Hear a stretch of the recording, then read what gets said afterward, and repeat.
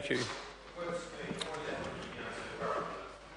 Dr. Paul Hutchison. It's a great pleasure to speak on this Border Processing Trade Single Window and Duties Bill because it's another example of the national government putting in legislation that's good for business, good for exporters and good for biosecurity. But, Mr Speaker, last night this House was subjected to a very bizarre tirade that demonstrated Labor's chaos and laziness. And believe it or not, it came from David Shearer and Phil Goff, who were claiming that the minister had deceived the Parliament and the system was a dog.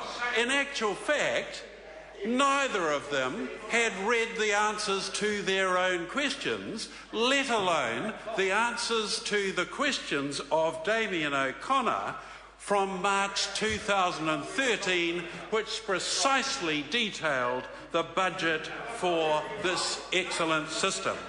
The other point I just wanted to make out, Mr Speaker, was this, that in actual fact the whole Select Committee went over to Customs to have a look how this system was being developed, and it was being developed in an ideal way in tandem. There were no plugs that were going to be pulled suddenly.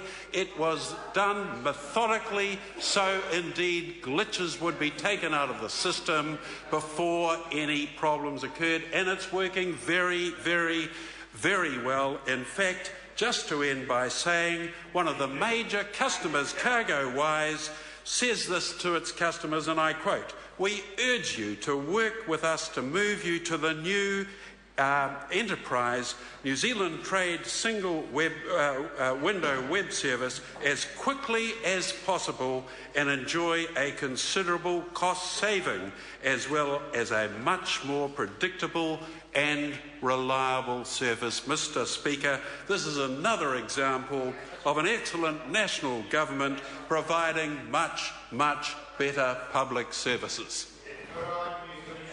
Richard Prosser.